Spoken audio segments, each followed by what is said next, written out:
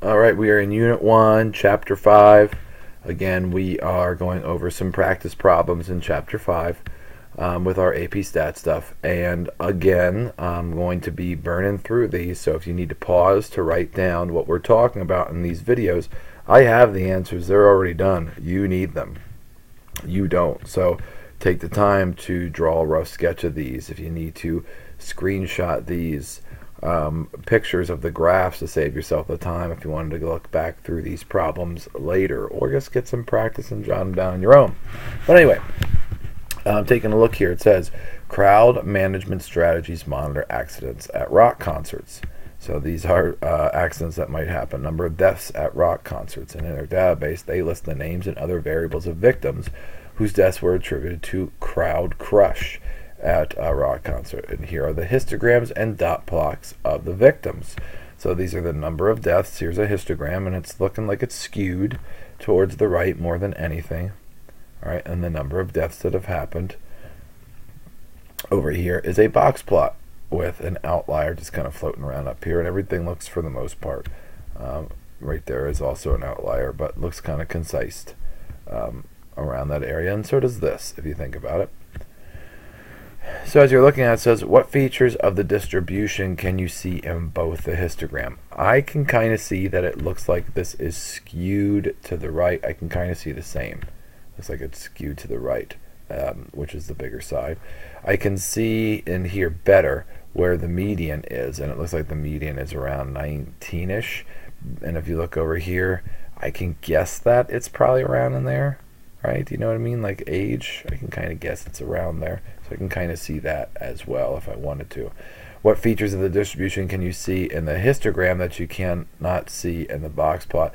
It's easier for me to tell, personally, I think, that it is skewed more to the right, to figure out that the mean, in my opinion, if I was to get a better gist of the mean would probably be more in this general area. So if I had to guess, I would probably guess where the mean is a little easier. What summary statistics would you choose to summarize the center of this? Because it is skewed, I'm going to choose the median when I'm doing it, and probably also the interquartile range. What summary statistics would you choose to summarize the spread of this distribution, and why? It's for the center, for the spread, again, if I'm doing median, I'd probably do interquartile range. So the histogram and the box plot distribution ages both show that a typical crowd are approximately between, for the most part, most of them are in around 18 to 20, right? Because let's see, it goes up 2, 4, so that would be 2, 4, 6, 8, 10. Yep. So that would be 14, 16, like 18 to 20 is where mostly everyone is. And right in here, that's where the middle tends to be as well. That the range of ages is 36 years between here and roughly what is floating around out here. Same, I can kind of get that as well. That there are about 2 outliers, and you can see there's 2 outliers. One victim at the age of 36, that's floating there, and that's probably accurate there, and another victim at the age of somewhere in between like 46 to 48. You can't really tell with that as much, but the histogram shows that there may have been 2 modes, all right, in the distribution of age in the crowd control. And here's what they mean. They're saying that might be a mode and that might be a mode. Maybe, all right, maybe. There might be one here around 18 to 20, and then there might be another one around 22 to 24, and that's harder to see with this. Box plots in general can show symmetry and skewness, but not shape. Like they can't tell if something is bimodal or uniform or whatnot. They can't really tell that. The median is the better measure, said, of the center, since the distribution of ages has outliers and it's pulling it down. So median is the more resistant to the outliers, so we would want to do that instead of the mean. The interquartile range then is the better measure of spread, since we're using median as well, because they normally go hand in hand. With this one, here is a back-to-back stem and leaf plot again, and I believe we already used this one. It says the displays compared to the person's change in population for 2 regions. Right, we already have this. Use the data in the stem and leaf plots to construct comparative box plots. I believe we did this one already as well, so I have the comparative box plots of each. So if you don't recall when we did this one before, and it says write a few sentences, I told you just take this data and put it in and put that data in list 1 and list 2 when we did this before, so we can compare them.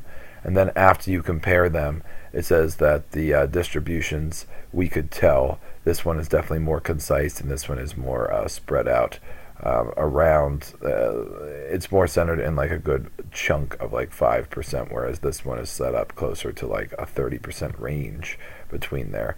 This one has some outliers that the other one does not have when you look at the stem and leaf plot and look at it comparatively. We already looked at those, I think. This one, the U.S. National Center for Health Statistics compiles data on the length of stay by patients in short-term hospitals and published its vitals. Data from a sample of 39 male patients and 39 male, 35 female on length of stay, all right, are displayed in a histogram. And this maybe is bimodal, maybe, but it kind of, in general, kind of looks like it's down. It's partially skewed right a little bit. This one definitely looks like it is. There's definitely a mode here, and it's definitely skewed also a little that way. So they both kind of are. It says, what would you suggest to be changed about these histograms to make them easier to compare? This looks like 1, 2, 3, 4, 5. I don't even understand the spacings on them. Maybe I want to space them out a little bit more, right? And then describe these distributions by writing a few sentences comparing them, and can you suggest a reason for the peak in women's length of stay? So why is there a peak in the length of stay for women? So the histogram of males and female hospital stay durations would be easier to compare if they were constructed with the same scale. That would definitely help, right? Because I could then accurately judge if they were all the same scale.